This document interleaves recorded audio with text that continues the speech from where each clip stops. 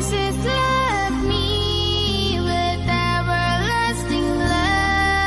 கர்த்தருடைய பரிசுத்தமுள்ள நாமத்துக்கு மகிமை உண்டாவதாக. அன்பானவர்கள், இன்று கூட நாம் தியானத்துக்கு தெரிந்து கொண்டிருக்கிற தேவ வசனம் யோவான் எழுதின சுவிசேஷ புஸ்தகம் 13ஆம் அதிகாரம் 15ஆம் வசனம். இந்த வசனத்தில் என்ன சொல்லப்பட்டிருக்கிறது என்று பார்த்தோன்னா, நான் செய்தது போல நீங்களும் செய்யும்படிக்கு உங்களுக்கு ஒரு மாதிரியை காண்பித்தேன் என்று இந்த வசனத்தை ஆண்டவர் இயேசு கிறிஸ்து சொல்லுகிறார். அன்பானவர்கள், என்ன மாதிரி ஆண்டவர் இயேசு கிறிஸ்து நமக்கு காண்பித்திருக்கிறார் என்று பார்த்தோன்னா, இதே யோவான் 13ஆம் அதிகாரம் 13-14 வசனத்தை நம்ம பார்க்கணும் புரியும். என்ன சொல்கிறார் என்று பார்த்தோன்னா, நீங்கள் என்னை போதகர் என்று அழைக்கிறீர்கள், நானும் அந்த போதகர் தான்.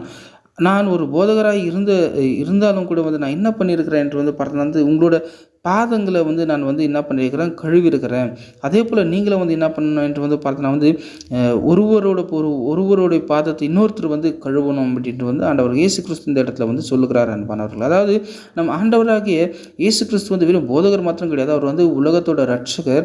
அவர் தேவனாக இருந்த பொழுதிலும் கூட அவர் வெறுமையாக்கி அவரை தாழ்த்தி அவர் என்ன பண்ணியிருக்கிறார் என்று பார்த்தோன்னா, நம்மளுக்காக இந்த உலகத்துக்காக வந்தார்.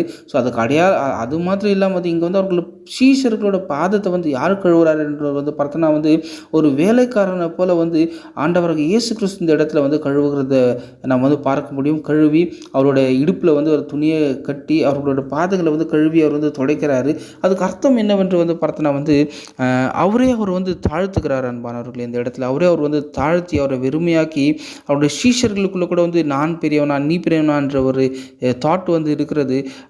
அந்த ஒரு தாட்டை கூட அவங்களுக்குள்ள எடுத்து போடணும்.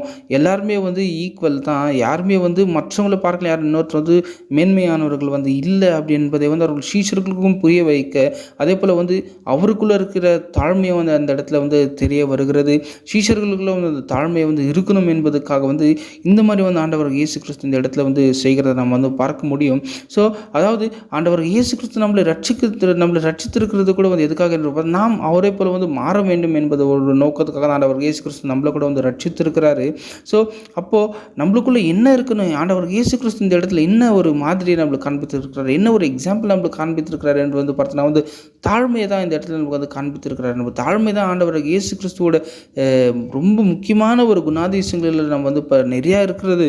ஆனால் ரொம்ப முக்கியமான குணாதிசயம் என்னவென்று பார்த்தோன்னா, அவருக்குள்ளே இருந்த தாழ்மை. அன்பானவர்களே, ஸோ அந்த தாழ்மை நம்மளுக்குள்ளே கூட இருக்க வேண்டும் என்பது ஆண்டவர் இயேசு கிறிஸ்துவோட நோக்கமாக இருக்கிறது. அன்பானவர்கள், அந்த ஒரு எக்ஸாம்பிளை தான் ஆண்டவர் இயேசு கிறிஸ்து நம்மளுக்கு இங்கே காண்பித்திருக்கு. ஏன்னா நம்மளுக்கு முன்மாதிரி யாருமே கிடையாது. நமக்கு முன்மாதிரி யார் என்று பார்த்தா நம்ம ஆண்டவர் இயேசு கிறிஸ்து நமக்கு முன்மாதிரியாக இருக்கிறாரு. ஸோ அவருக்குள்ளே இருந்த அந்த தாழ்மை நம்மளுக்குள்ளே இருக்கணும் என்பது ஆண்டவர் இயேசு கிறிஸ்துவோட நோக்கமாக இருக்கிறது. அன்பான ஸோ அவர் எப்படி தாழ்மையாக இருந்தாரோ, ஸோ அதே போல் நாமளும் தாழ்மையாக இருக்கலாம். அன்பானவர்களே, கண்டிப்பாக நாம் அவர்கிட்ட ஆண்டவர் இயேசு கிறிஸ்துக்கிட்ட நாம் கேட்கும் பொழுது கண்டிப்பாக அவர் நம்மளை அந்த தாழ்மையை நம்மளுக்குள்ள தர வல்லவராக இருக்கிறார். அன்பானவர்களே, கர்த்தர் இந்த வார்த்தைகளை ஆசீர்வதிப்பாராக. ஆமேன்.